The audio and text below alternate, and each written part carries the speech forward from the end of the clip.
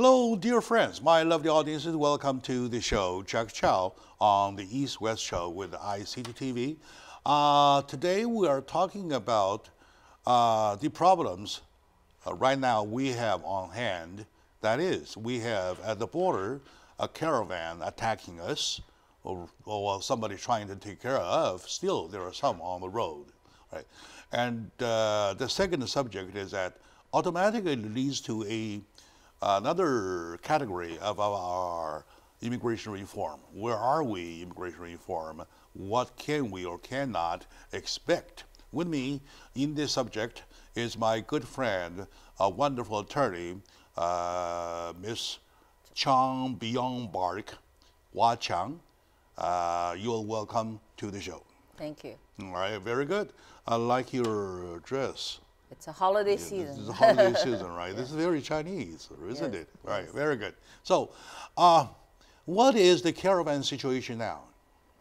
Well, it's still pushing, towards the border, and so many illegal immigrants put the pressure on the U.S. government to accept them. Yeah. All right. So, are we accepting them, or can we accept them? Realistically, the U.S. government cannot accept all of them. So the government does take certain kind of measures and send the armies there, and also they ask the Mexico country to help them to process the asylum application there in Mexico. The other the measure the government takes is suspended the asylum application from this country for a while, and the fourth measure is that they have to wait in Mexico until the final application is approved. So in that way, they just do not randomly just take the people inside and then process over the United States. It will be such a burden on the government and also on the taxpayers. Well, I agree. I quite agree. It is a burden. It is a heavy burden. However, this burden goes beyond the definition of a burden, because we see a lot of violations by the border, right? And the news has it, somebody threw a baby over the fence. Right. Those kind of violence is a way to illegal crossing or legal crossing whatsoever, though. That goes to the violation category. That's true. And also, we heard that among the applicants, the quote-unquote applicants, only less than 10% could be accepted, because others do not even know how to file a paper, right? Let alone they know they have a story, they have a reason. True. Of the story of their political asylum or persecution whatsoever, there's only about 5% whatsoever, less than 5%, could be considered legit, right? That's and true. among the 5, there's a very, very little, less than a handful, very, very little can be granted. That's so, true. What is the result? The result is going to, if they are still at the border, if they process the asylum application within the United States without letting them come in, so the result they have to turn them around. They won't be able to come here unless they really force them, unless they really cross the border illegally and didn't get caught by the United States, U.S. Border Patrol. That's impossible because the government literally, if I say your application is denied, then that's it. Okay, all right. You cannot come back. And then, well, secondly, we worry about the capability of Mexican government, right? And now we're talking about the local government, such as Tijuana, right? They are, of course, thank God, they are cooperating. But can they handle that much? There's more than 10,000 of them. Tijuana? I don't think so. So the illegal immigrants from Central America put a lot of pressure on the Mexican government as well, and they can only digest so many illegal immigrants were in their country. I mean, you're right. They literally pass on these people to the U.S. border. They know their final destination is not Mexico, and it's the United States. Oh yeah, it is not that where you want to, well, you wish to go. It is where you can go, right? Right. But right now we're talking about the fact that Mexico, the Mexican government, especially local government, has reached their maximum of their capacity. That's true. So they can't handle that many extras. Right. So this is gonna be a cries of human race. Right. Well, I mean, the Mexican government should tighten their border at the first place. You're right. They should do that. You're right. Otherwise, they put the pressure, you know, at the border. I mean, the Tijuana, right? When the U.S. government refused to take these people, and these people, where are they going to stay? In Tijuana. And there was another place right next to El Paso, is Juarez. I'm so glad that you mentioned that part. Yeah. The other day with the other friend of mine, we talking about the following. Right. Mexico does not have only a border to the northeast, northwest. Right. They have a border to the northeast, right? With Guatemala. Right. With Guatemala. So if they did not open the border at the east end, northeast end with Guatemala, though, there will not be this much of the caravan so far. Right. Right? Right. And then Guatemala, the same story.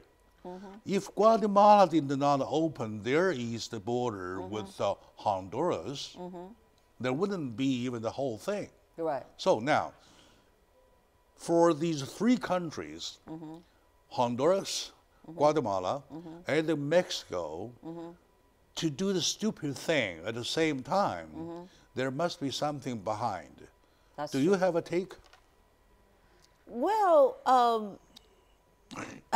I understand that, but I understand the point. Just you mean that you imply that maybe somebody sponsored that kind of illegal activity, but I don't know who sponsored it. I mean, I don't know. I just kind of put a finger against anybody, but you know, if really somebody organized these people to come to the United States and they committed crime of smuggling, which should be condemned and prosecuted. Yeah, I know. But from a legal point of view, because from where you stand, you professionals, for these people, we're talking about there is a little balance in between maybe call it silver lining between humanism and immigration, right? Right. Obviously, you're talking about a group of people there out in the winter, Right. and the cold weather is coming. Right. So how legally you want to balance it? Well, I mean, the U.S. government, of course, opposed the humanity to these asylum seekers, but there's a limit to how much. You mean United States support that? Yeah. All right. But Okay. there's a limit. There's so much the government can take. Can we take the whole world into the United States? Yeah, The answer is simple: no. So we have to learn to say no to some people. That is my position.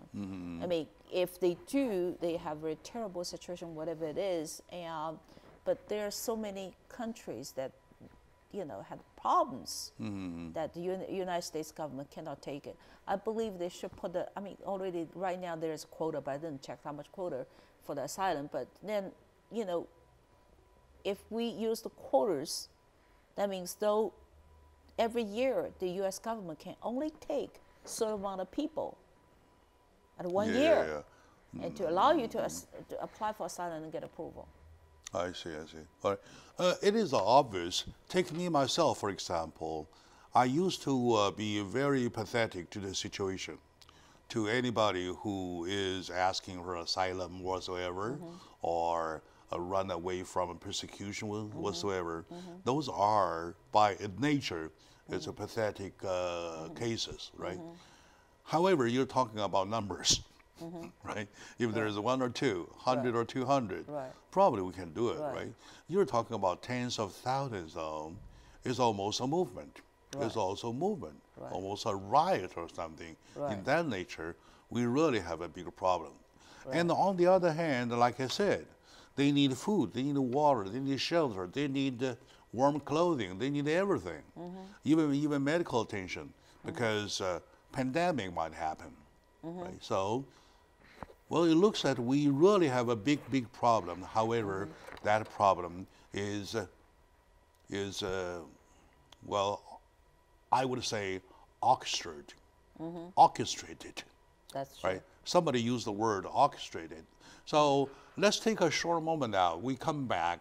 We'll talk about how much the possibility of orchestration and how much can they do.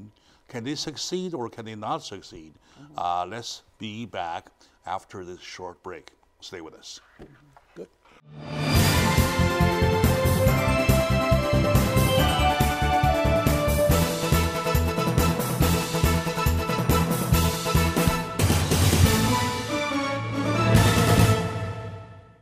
Hello, my dear friends, my lovely audience, and welcome back to the show, Jack Chow on the East-West Show with the ICT TV. Today we're talking about our problem at the border, the Caravan. The past few days, the digital time, anyway. The past few days, we started to see less report on the border situation. However, the problem is still there, right? True. So the less report might due to two facts. Number one, the problem is getting smaller. And number two, probably the media learns about it. They kind of like try to shrink themselves in reporting, right? However, one thing is for sure, they are still there. Or the 10,000 people still there. Right. So we were talking about how somebody might have orchestrated the whole thing, right? People have lots of opinions talking about this, weighing the situation. They know they can't be something just happened by itself, right? So what's your take? Do you agree that something orchestrated? Well, I mean, I do not have hard evidence, for that, and it seems to me it's well organized. And how come you have one caravan after another and can cross so many countries? At the same time, yeah, and bring so many people and leave them at a border, U.S. border. So I worry about there's certain kind of,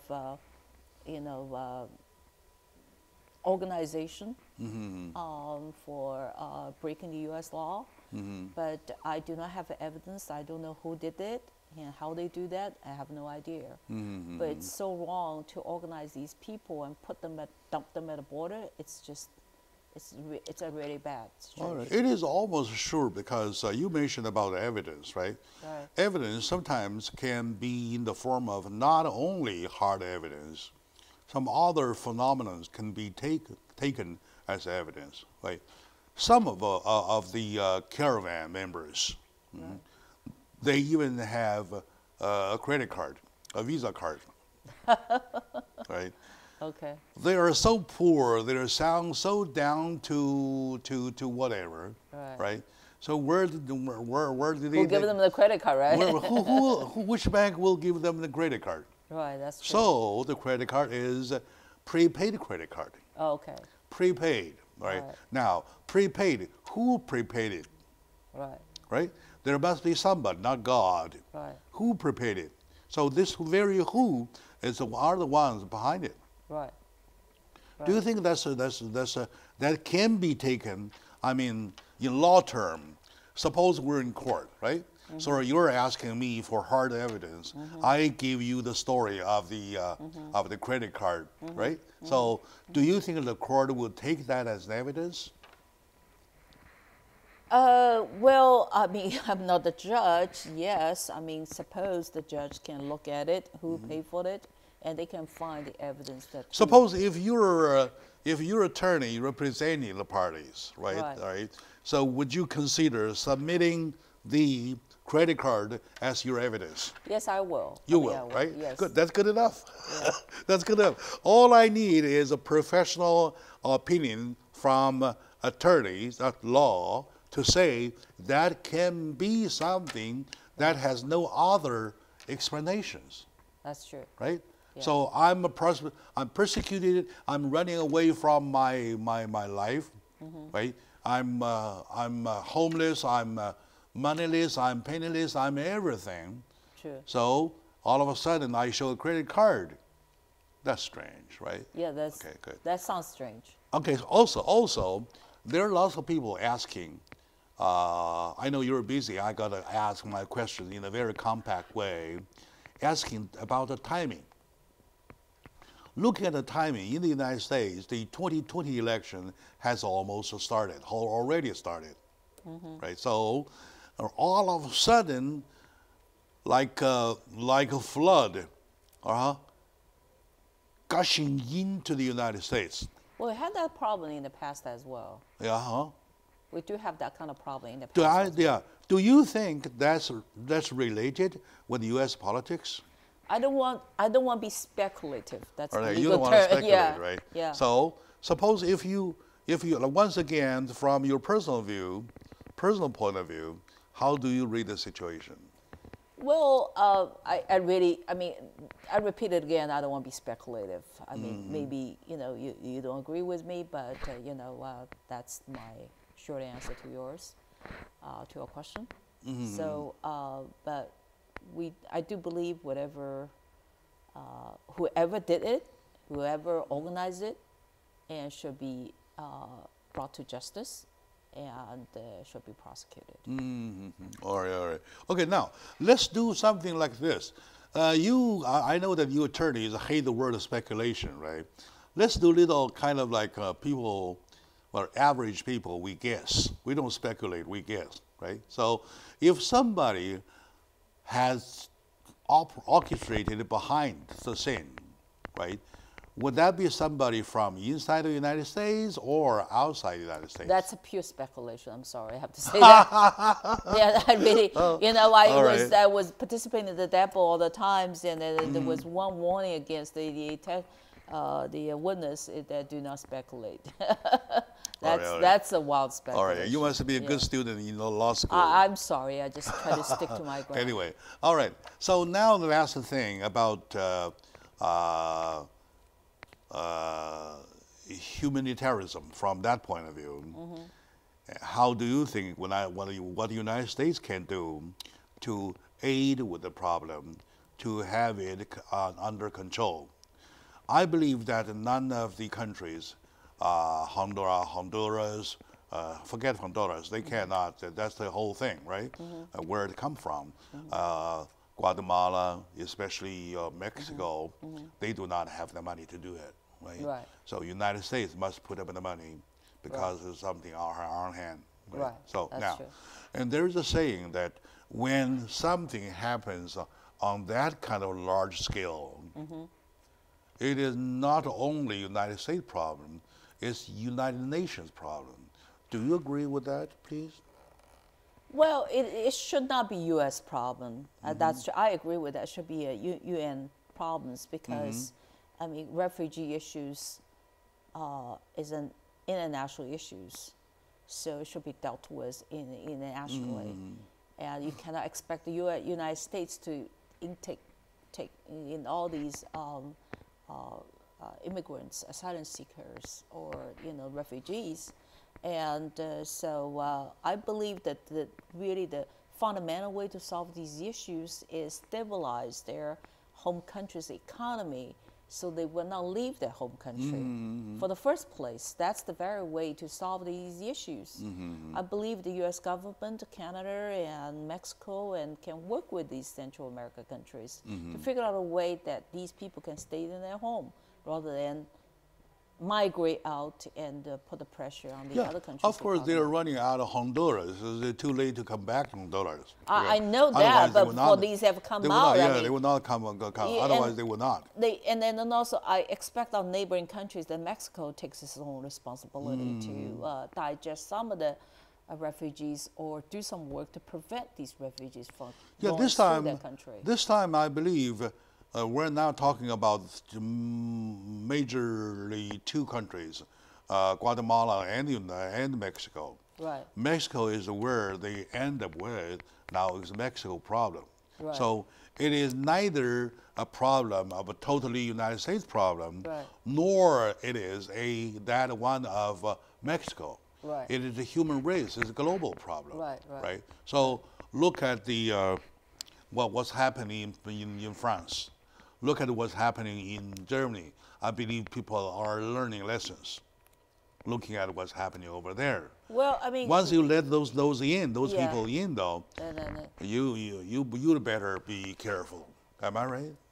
Yeah, true. I mean, I agree with you on this point. I mean, it's horrible when I look at the videos Yeah. sent from Paris right now. It used to be such a nice capital, the city, and It's no longer that way. it really changed. It's so no longer much. that way. It's no longer that way. All right. Yeah. So, by learning lessons from those places, those countries, though, I believe that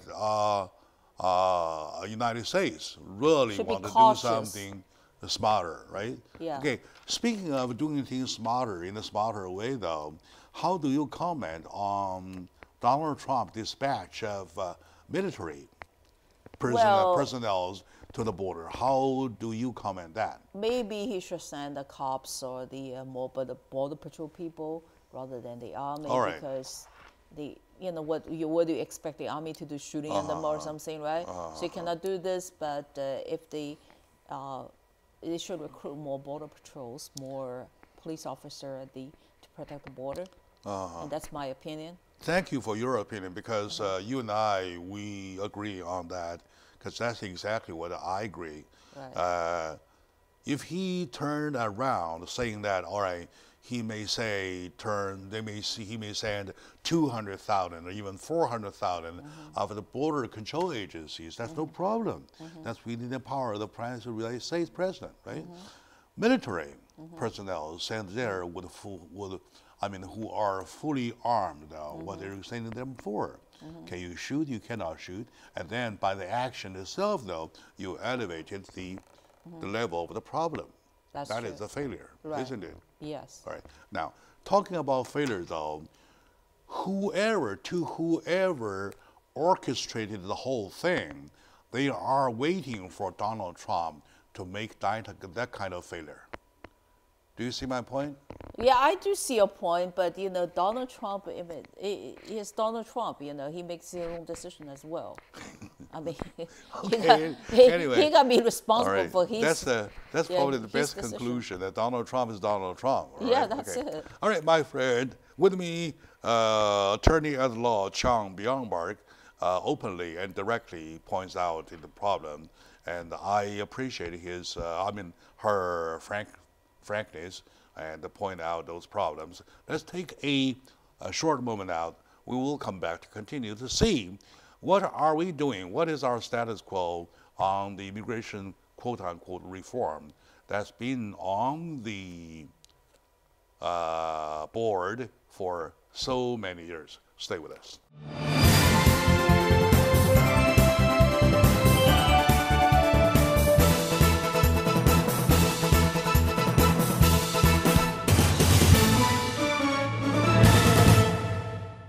Hello, dear friends, lovely audiences, my dear fellow Americans. Welcome back to the discussion about our own self.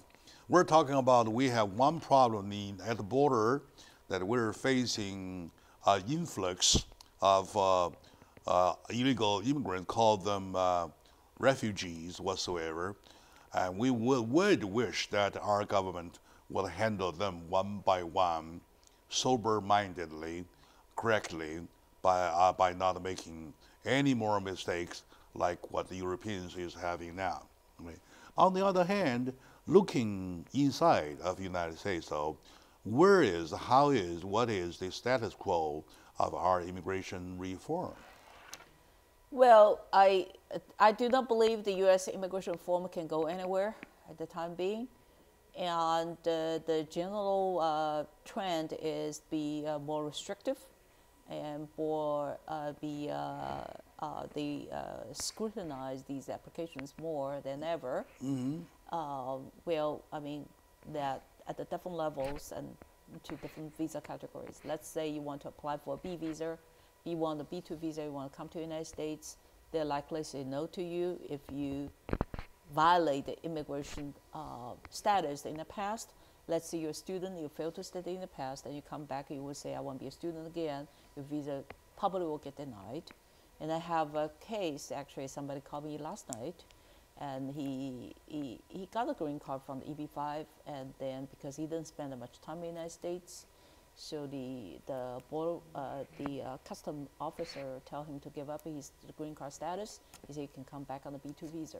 So he did give up, and he tried to come back on the B2 visa. The U.S. government denied his visa application. So that kind of stuff happen all the time. And as to the real application, the H-1B, and you heard all this news. They want to cancel the H-4 that is spouse of the H-1B applicant, and they want to take away their the work permit. So it made it more difficult for these people who can apply for H-1B and more stringent standards. Require the employer to pay more, so and really hurts the whole industry. So when the employers right now are hesitating to hire the foreign nationals to work for them because they worry about whether USCIS will investigate their company to see whether they pay the prevailing wage. And we have a Chinese saying, when you pour out the radish, you pour the mud out. That means when they start to investigate, who knows what the other issue they come up with. So and as to the EB-5, the applicants from China, and their waiting time is so around 9 or 10 years. That means even you put $500,000, you won't be able to get your green card until 9 or 10 years later. As to the EB-1C visa, and it has to see the backlog, EB-1A, the same issue. And they give you, the IFE is like 7, 8, or 10 pages. If you submit this stack of documents, you might get the IFE, you get this, you have to submit that stack of documents again. So that's what exactly I have gone through, in the recent 2 years. And it's not easy, it's harder for us to process the paperwork for the clients, and we still hope we can do a good job. And so far as the illegal immigrants, they started running up those illegal immigrants. Let's say, I'll give you an example, and we have the students who just don't go to school, let their status expire. In the past, it's not a big deal, right? Now they started running up those students as well. If you do not go to school, and they put your they find your information. They put your information on the system, so they find out that you didn't go to school. Let's give you one example. The kids want to go through took the plane and was stopped by the Border Patrol and found out he was out of status for 9 years, 8 or 9 years. What he did, they put him in jail, the Immigration Detention Center. I bailed him out finally.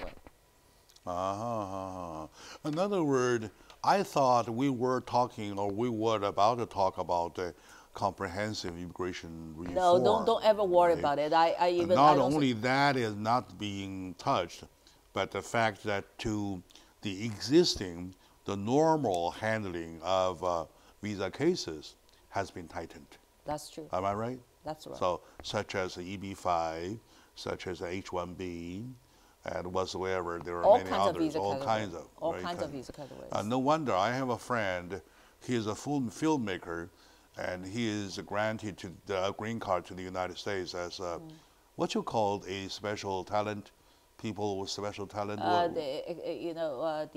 the visa for extraordinary ability, EB-1A. What call what? The visa for extraordinary ability. Oh, extraordinary ability, right? Yeah. So EB-1A. He was under that kind of grant. He had his own visa. And of course, he's been separated with his wife and a kid for so long, he is asking. And in that kind of case, though, how long do you think the waiting will be according to the status right now? Now, it's the EB-1A, it's about 2 years waiting time. About 2 years waiting time. All right. And what it used to be in the past? It used to be current. I mean, you don't need to wait at all. You see, I see. So as to China, Chinese. Yeah, I am talking about friends from China. Yes. So is it because of policy change, or is it because the lack of manpower or something? No, just more applicants. Well, the Chinese find out EB-5 doesn't work or certain visa doesn't work, so all these people started to. I see. Yeah, they channel sort of the EB-1. They change their route. They right? change their route. Yeah, from EB-5 to HB1. Yeah, EB-1C or EB-1A. EB-1C are the extraordinary ability. No. EB-1A is extraordinary ability. EB-1B is the outstanding professors and researchers. And EB-1C is for the intra-company transferees. Okay, the EB-1 ABC, right? Yeah, they all gets crowded right now. Yeah. Oh, okay. Yeah, Okay. used to be current, but now. Then, what would be the future for the immigration, comprehensive immigration that we were talking about? Obviously everybody knows, it's not a news anyway, that we have 11 or 12 million here already. So what about them? I mean, I don't know how much the government can do anything about that, but then I believe some of them can be legalized through proper immigration applications filed by themselves or their daughters or sons. But for the majority of them, they probably do not have any route to go. They might just stay here and wait the government to take certain kind of actions. But I don't think it's possible to deport them, but they might stay here on sort of kind of, they might still have some people, they have the work permit. They are in the removal proceedings, but sometimes it takes 6 or 7 years, whatever it is. But during this period of time, they still can, legally they can work. So, but I believe the government tried to do something, at least deport part of them, especially the ones have the criminal records. But not the 10 million people. I mean, you cannot do it right now. All right. It is a very big problem, my dear friend. I believe that this is different nature. I mean, by different nature, to look at the problems of what we have at the border, try to protect them from getting in, right? Try to prevent them from getting in. That's something that I support. That I believe we're doing the right thing to seal up the line over there, right? But inside, when you have that many, 11 to 12 million whatsoever, that is a source of instability of this country. That's true. And on the other hand, we're losing lots of tax revenues with them, not reporting or not file their tax return, right? And of course, after all, you're talking about a human issue and a humanitarian issue that, they stayed here long enough. Right? So for an attorney, if you handle the case though, where is your point of representation to legalize those kind of people? Well, my point of view is that it's a dilemma. If you legalize these people and they will have more people at the border want to come in, if you refuse to legalize themselves and they're in the kind of unstable situation, that means it's like a blur area. Are they legal or they're not legal? Literally, yes, they're illegal, but however, they still live here. Either way is a hard one, right? Yeah, it's either way. It's a difficult choice because. My dear friends, let's take a moment out. With me today is my friend, attorney at law, Chang Byung-park, and she's been in the immigration area for quite a long time, or at least long enough to answer all my questions. Let's take a short moment out. We will come back to continue. Probably want to check about the possibility of amnesty. How about that? Right? So stay with us, please.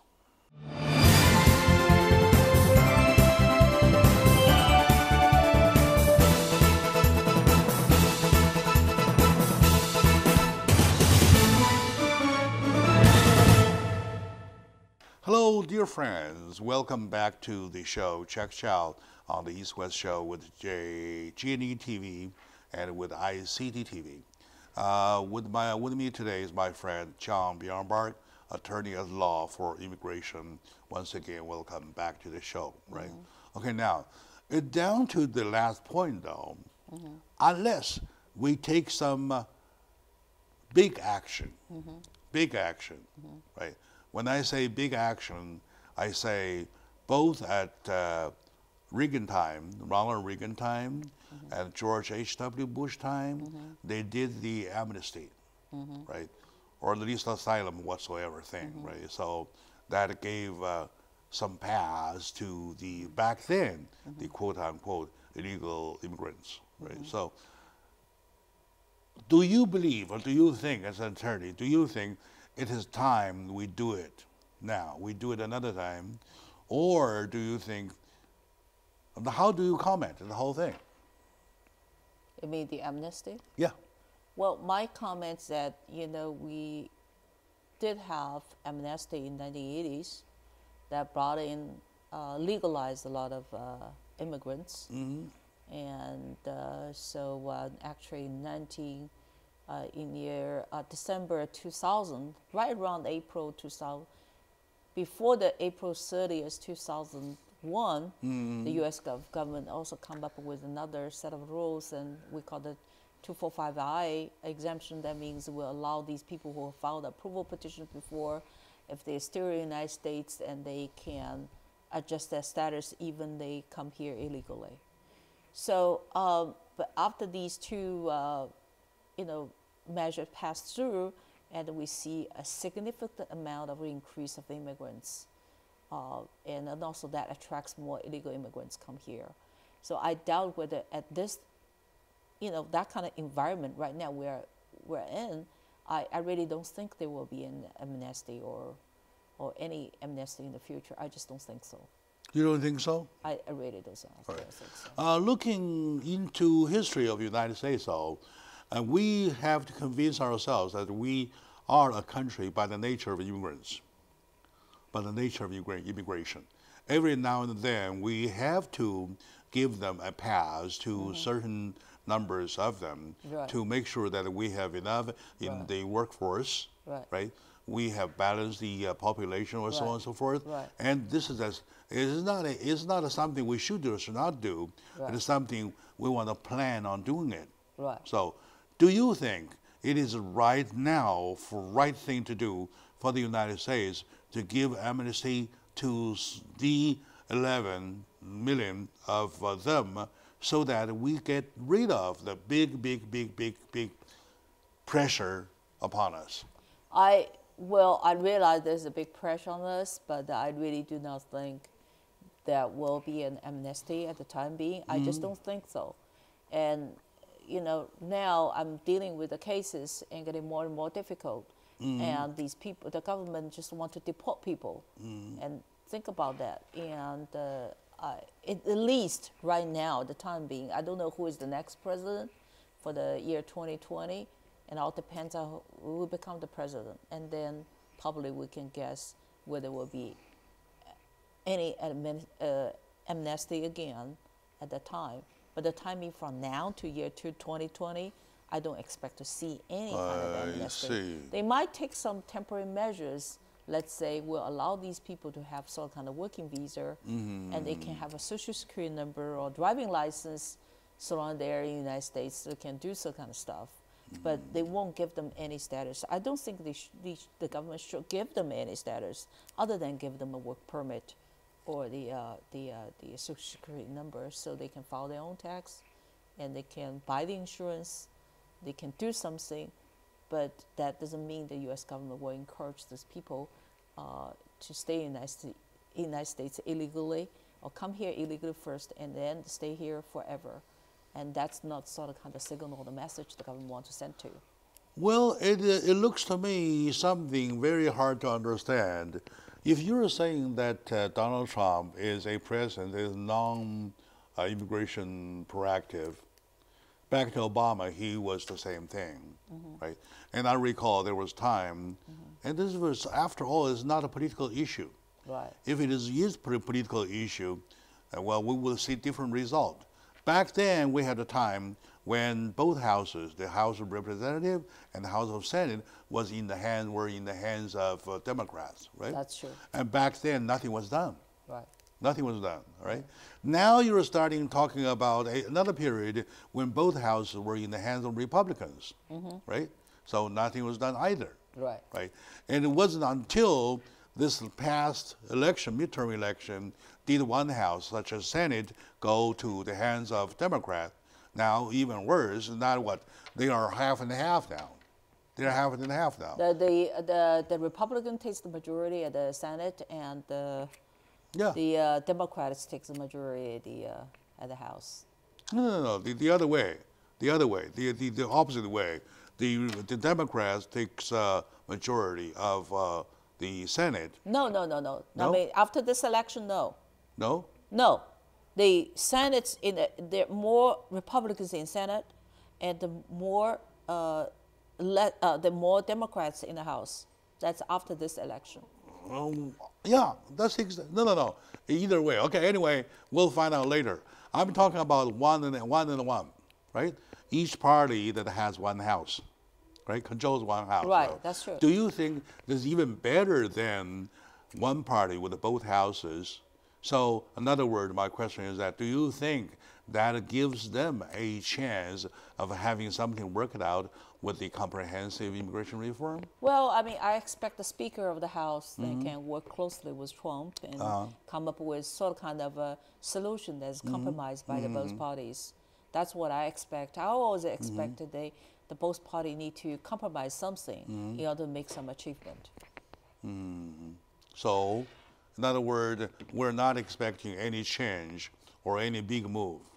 Am I right? I don't think so, at least before the year 2020 election. I really do not see any big changes. I mean, it's only getting more difficult rather than gets more liberal. I have a way. feeling. I used to believe that the Democrats are more pro-immigrant. That's true. Are more for immigration, and Republicans are not, right? But we're looking at, like I said, the time when they were controlling, they had the both houses, though they did nothing. Right. So by that you cannot trust them. It is them to be proactive for immigration comprehensive reform. That's so true. who is active? Who will be active? Who will be the one that we could rely upon for the comprehensive reform? Well, I don't know. At the time being, I do not have the crystal ball. But for the more comprehensive immigration reform, I expect will be somebody from the Democratic Party and some liberal people from the Republican Party. I believe these people can, bring the comprehensive immigration reform. That's what we did in many years ago. I just say that. Democratic Party members and the liberal members in Republican Party. You think together they'll push for immigration reform? Well, I guess so. I mean, I really don't know. I mean, nobody wants to do that right now. I think so. I see. Yeah. Okay, your attorney, by handling your cases, though, probably you can have a feeling about is that your job getting easier than before, or your job getting more difficult than before? Much more difficult than before. Much more difficult than before. I give you one example. It used to be very easy. You go to a court and ask for the bond, and you can bond out this illegal immigrants right away. But now that's not the same situation. So I went to the court, and actually the judge denies the bond. And what I did, I came back and I bring a motion to reconsider the bond, and that was approved. But the amount used to be $1,500 or $3,000. I believe it used to be that $3,500. Right now it's $7,500. So the amount. I never heard of the bond for immigration. For immigration. Yeah, immigration bond. They do set a bond. Yes. Oh yeah. Yeah. I first heard about what kind of bond. Well, they call it immigration bond. You catch them, you put them in jail. Well, right? If you're out of status, the government has a right to put you in your immigration detention center. And if you want to be out of the detention center, you apply. You can deal with the USCIS, say I want to be released, and then they can set a bond without going to the court. However, once they put you in the removal proceedings, they start to issue notice to appear, so you're in the immigration removal proceedings, and then you have to ask the judge to reconsider the bond. So the judge, you file the application, judge will review it, he will make a determination. Usually he say you don't have that much ties to the United States, and you are the flight risk, so the bond is denied. So there was two prongs. One is danger to the community. Usually Chinese are not that very dangerous, so that will be taken care of. But almost all the bonds that get denied is the flight risk. They say you don't have that much tie to the United States. Oh, you're not talking about giving a high number of dollar amount in bond money, but you're talking about the bond request. No, right? I'm talking about both the issues. Okay, one is that they increased the amount of bond from right around 3,000 to 3,000, to about 7,500. So double the bond amount. Second is the requirement is more stringent. They require you to provide more documents to prove that the respondent, we'll call the respondent or the immigrant, that is not a flight risk. It is really a problem. And I've heard lots of stories say they give them a court date, they never return. So it is either way problematic. Right. It is either way a big problem. Right. Am I right? Right. So they never return. They were in the dark. You called them, right? And put them in jail. You get give them bond. And while they walk out, once the bond is paid, they are disappeared again in the dark. So well, that's the reason that they set a bond. That means if you do not attend the hearing, the bond will be forfeited. But in my whole 16 years of practice of immigration law, I didn't see that kind of thing happen. Usually, the client say, "Okay, I will show up at the court. If it deported, you can get your money back. Actually, at the end of the hearing, if you do shows up at all the time, even you were deported back to China, you will be able to get the money back, including the interest. But if you're here, you won the case, and then they will release you, so you get the money back anyway. I see. So I'm not going to worry too much about this. Is operates a little bit different from the criminal case. So all these problems, the cases being harder to be handled, or the bond are more kind of like denied than granted. Right. And then, or after all, you're talking about a dead end of the whole issue. So that also means that the fingers are pointing at one spot. That one spot being the comprehensive immigration reform. Do you agree with me? Well, I understand your proposal that you want the comprehensive immigration reform take place, but I'm just trying to be realistic. I want the same thing happen, but however, it is not likely to happen within these 2 years. Oh, I see. So, and are you handling more cases or less than before? I don't know what I would say more or less. It's more in the deportation cases. And I do, have the other category of cases like, talented visa cases as well. On average, how long does it take to have a deportation case handled, to the point of winning or to the point of actually deported? Well, I can only give you the timeline, but they have different stages. And so for one person, you get caught in, you get put in detention center, you bail out. The bailing time right now is about 2 or 3 weeks. So once you know that the client was detained, then you contact the immigration courts and set up on bailing time 2 or 3 weeks? Maybe, yeah. It happens. It all depends on where you come from. If you cross the border illegally and then have to process some paperwork, if you're caught in the United States, it's faster. If you're caught in the United States faster, they can do it as fast as 1 week. And 1.5, it all depends on the docket that the judge has. But if you cross the border, they have to process some paperwork. It might take 2 or 3 weeks. And how about the back file? They say the Homeland Security or immigration has lots of back files. I know the backlog part. I'm just talking about this bail bonds is that 2 or 3 weeks sometimes. But after that, you have immigration proceedings because we have limited amount of judges. We have so many illegal immigrants.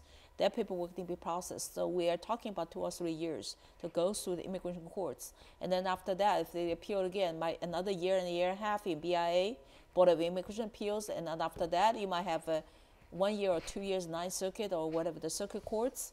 So it adds all those years up, can be 6 or 7 or 8 years to deport a person. Now you're talking about 11 million. So we don't have 7 million years, right? But I don't know. But I just say maybe I died. Still, these cases cannot be digested. I mean, realistically. So I mean, I know, but there is something should be done. We cannot, probably not comprehensive. Maybe I can almost guarantee if you do not adopt the amnesty, this whole thing shall take forever.